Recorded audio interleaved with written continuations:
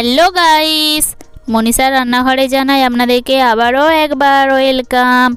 দোকান থেকে আমরা অনেক সময় ভেজিটেবিল চপ কিনে খেয়ে থাকি। দোকানের মতন একদম পারফেক্ট বাড়িতে কিভাবে বানিয়ে নিতে পারবেন তার রেসিপি আজ আমি আপনাদের সঙ্গে শেয়ার করব। তো দেরি কিসের, চলুন রেসিপি শুরু করা যাক। তার জন্য একটি পাত্রে নিয়ে নিয়েছি 2 চামচ গোটা ধনে, 1 চামচ গোটা জিরে, 1 চামচ গোলমরিচ ও অল্প করে দারুচিনি, এলাচ, লবঙ্গ ও তার সঙ্গে 2টো শুকনো লঙ্কা। কিছুক্ষণ ভেজে নেওয়ার পর এটা থেকে যখন খুব সুন্দর একটা স্মেল আসবে তখন এটাকে একটা পাত্রের মধ্যে ঢেলে রেখে কিছুটা ঠান্ডা করে নেওয়ার পর এটার পাউডার তৈরি করে নেব। ভেজিটেবিল চপ বানানোর জন্য এখানে আমি নিয়ে নিয়েছি 2টো মিডিয়াম সাইজের গাজর ও বিট। প্রথমে এগুলোকে গ্রেটারের সাহায্যে গ্রেট করে নেব, আপনারা চাইলে চপ করেও নিতে পারেন। এইখানে 2টো গাজর ও 2টো বিট থেকে মোট আমার 9টা তৈরি হয়েছিল। আপনারা যদি বেশি বানাতে চান তাহলে এটার পরিমাণটা একটু বাড়িয়ে দেবেন, কিংবা কম বানাতে চাইলে তাহলে এটার পরিমাণটা একটু কমিয়ে দেবেন। সবগুলো গ্রেট করে নেওয়ার পর কড়াই দিয়ে দেব 2 চামচ সাদা তেল। প্রথমে বাদামগুলোকে দিয়ে ভেজে নেব। ভেজিটেবিল চপের মধ্যে যদি অল্প করে বাদাম ব্যবহার করেন তাহলে তার টেস্টটা কিন্তু খুবই ভালো আসবে। আর দোকানে চপের মধ্যে কিন্তু অল্প করে বাদাম ব্যবহার করা হয়ে থাকে। বাদামগুলো যখন হালকা করে কালার চেঞ্জ হয়ে আসবে তখন এগুলোকে তুলে নিয়ে একটা পাত্রের মধ্যে রেখে দেব। এরপর ওই কড়াইতেই দিয়ে দেব খুবই অল্প পরিমাণে 5 ফোড়ন। তারপর দিয়ে দেব 1 চামচ করে আদা, রসুন ও কাঁচা লঙ্কা কুচি ও একটা মিডিয়াম সাইজের কুচিয়ে নেওয়া পেঁয়াজ। আদা তেলে দেওয়ার পর যাতে না ছিটকায় সেই জন্য এর মধ্যে 1/2 চামচ হলুদের গুঁড়া অ্যাড করে দেব। আপনারা যদি নিরামিষ বানাতে চান তাহলে পেঁয়াজ এবং রসুনটা স্কিপ করে যেতে পারেন। গ্যাসের ফ্লেমটাকে মিডিয়ামে রেখে আদা, রসুন, পেঁয়াজ এবং কাঁচা লঙ্কাটাকে ভেজে নেব যাতে এ থেকে কাঁচা গন্ধ চলে যায়। তারপর আগে থেকে বিট এবং গাজরটাকে যে গ্রেট করে রেখেছিলাম সেটাকে এর মধ্যে দিয়ে দেব। এখন এর মধ্যে অ্যাড করে দেব স্বাদ মতো লবণ। আপনারা যদি একটু মিষ্টি মিষ্টি বানাতে চান তাহলে এর মধ্যে খুবই অল্প পরিমাণে চিনি অ্যাড করে দেবেন। এখন একদম লো ফ্লেমে এটাকে ঢাকা দিয়ে 2 মিনিটের মতো রেখে দেব যাতে এটা একটু কুক হয়ে যায়। 2 মিনিট পর দেখুন এটা অনেকটাই কুক হয়ে গেছে। আগে থেকে একটা আলুকে সেদ্ধ করে রেখেছিলাম, সেটাকে গ্রেট করে নেওয়ার পর এর মধ্যে অ্যাড করে দেব। আর দিয়ে দেব খুবই অল্প করে কুচিয়ে নেওয়া ধনেপাতা। এখন আলুটাকে ভালোভাবে বিট, গাজর এবং সমস্ত উপকরণের সঙ্গে ভালোভাবে আবারও মিক্স করে নেব। আপনারা চা এবং কফির সঙ্গে স্ন্যাক্স হিসাবে পরিবেশন করার জন্য এইভাবে একবার বাড়িতে ভেজিটেবিলের চপ ট্রাই করে দেখতে পারেন। আশা করি আপনাদের সকলেরই খুবই ভালো লাগবে। ভালোভাবে সমস্ত কিছু মিক্স করে নেওয়ার পর এর মধ্যে অল্প করে ব্রেড ক্রাম্বস অ্যাড করে দেব। এটা দেওয়ার পর বাইন্ডিংটা খুবই ভালো আসবে। আর আগে থেকে যে ভেজে বাদামগুলো তুলে রেখেছিলাম সেগুলোকে দিয়ে দেব। আর যে গুঁড়ো মশলাটা বাড়িতে তৈরি করেছিলাম সেটা থেকে 1 চামচ এর মধ্যে অ্যাড করে দেব। এখন সমস্ত কিছু আবারও ভালোভাবে মিক্স করে নিলেই ভেজিটেবিলের পুর একদম আমার পারফেক্টভাবে এখানে তৈরি হয়ে গেছে।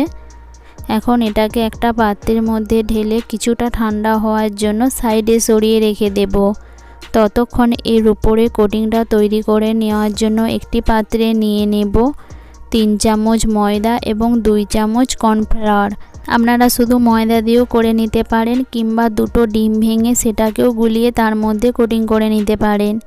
এখন এর মধ্যে অল্প পরিমাণে জল দিয়ে ভালোভাবে মিক্স করে দেব। আর ব্যাটারটা খুব বেশি গাঢ় কিংবা খুব বেশি পাতলা তৈরি করব না।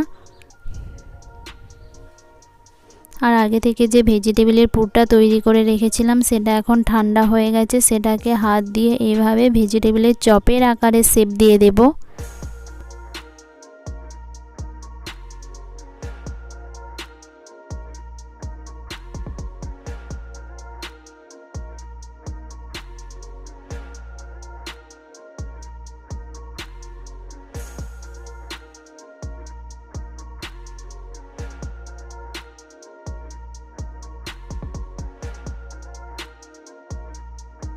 এখানে আমার সমস্তগুলোই তৈরি করা হয়ে গেছে। এখানে মোট আমার 9টা তৈরি হয়েছে। প্রথমে আগে থেকে যে ময়দা এবং কর্নফ্লাওয়ারের যে ব্যাটারটা তৈরি করে রেখেছিলাম সেটার মধ্যে কোট করে নেব, তারপর ব্রেড ক্রাম্বসের মধ্যে দিয়ে ভালোভাবে কোট করে নেব।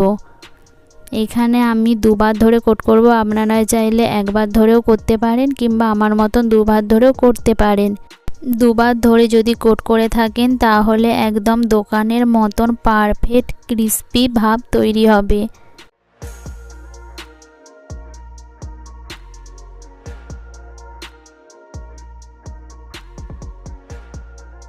যে সমস্ত ফ্রেন্ডরা এখনও পর্যন্ত আমার চ্যানেলটা সাবস্ক্রাইব করেননি তাদের কাছে অনুরোধ রইল আমার চ্যানেলটা সাবস্ক্রাইব করে দেওয়ার, আর পাশে থাকা বেল আইকনটা অতি অবশ্যই প্রেস করবেন, কারণ আমি যখনই কোনো নতুন ভিডিও আপলোড করব তার নোটিফিকেশন সবার প্রথমেই আপনাদের কাছে পৌঁছে যাবে।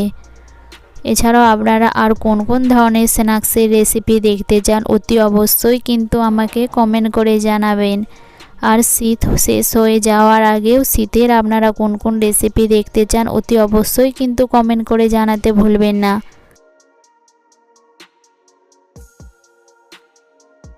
প্রথমে আমি 4টে তৈরি করে ফ্রাই করে নেব, তারপর নেক্সট ব্যাচে আরও 5টা তৈরি করে ফ্রাই করে নেব। আর এই সময় তেলের টেম্পারেচারটা রাখবো মিডিয়াম টাইপের।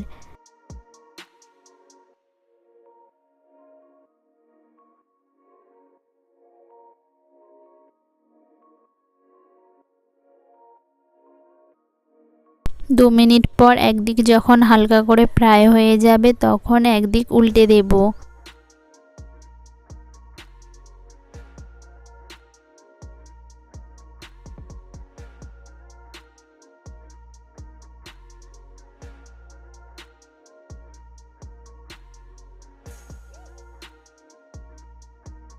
যখন দুই দিকে খুব সুন্দর এই রকম কালার চলে আসবে তখন এগুলোকে তুলে নিয়ে একটা পাত্রের মধ্যে রেখে দেব।